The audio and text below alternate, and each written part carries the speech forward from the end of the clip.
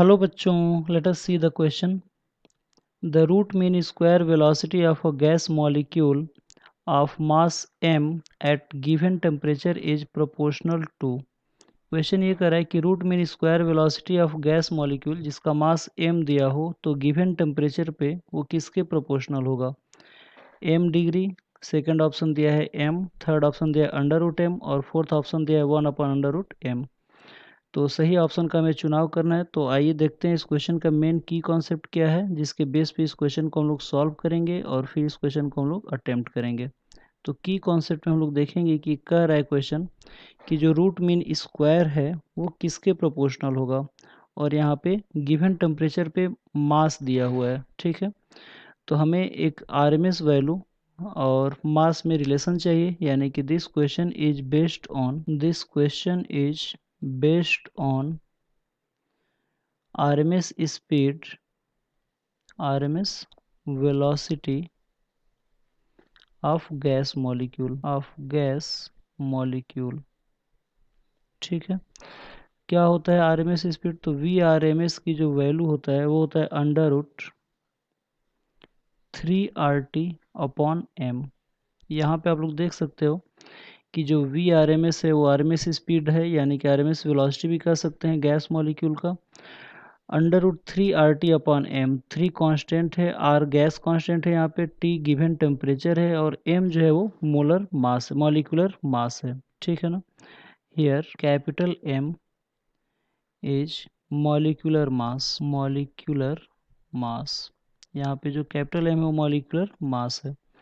तो यहाँ पे अगर हम लोग लिख सकते हैं कि नाउ नंबर ऑफ मोल्स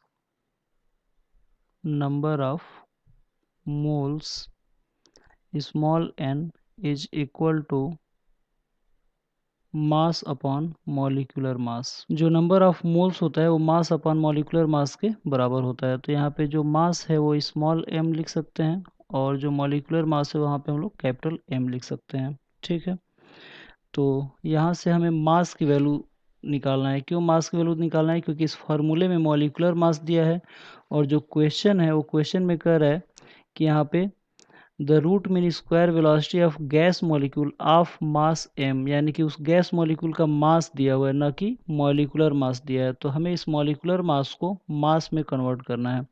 तो यहाँ से हम लोग मॉलिक्यूलर मास यानी कि कैपिटल M की जो वैल्यू है वो लिख सकते हैं कि स्मॉल m/n लिख सकते हैं. ठीक है, तो अगर इसको हम लोग उस फॉर्मूले में रखें तो हमें मिल जाएगा कि VRMS is equal to √3RT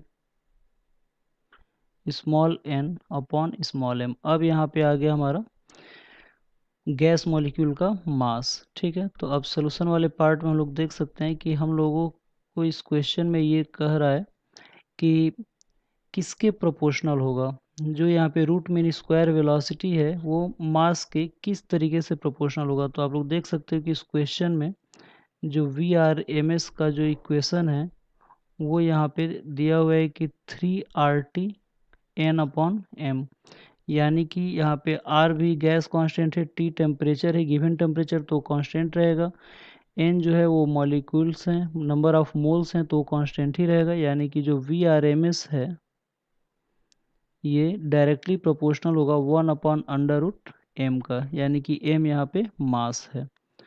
तो जो भी वेलोसिटी होगा RMS वेलोसिटी वो 1/√m के डायरेक्टली प्रोपोर्शनल होगा अकॉर्डिंग टू दिस इक्वेशन. तो आइए देखते हैं सही ऑप्शन कौन सा है हमारा. तो आप लोग देख सकते हैं कि जो फोर्थ ऑप्शन है वहाँ पे 1/√m दिया हुआ है, यानी कि जो सही ऑप्शन है इस क्वेश्चन का वो फोर्थ ऑप्शन है.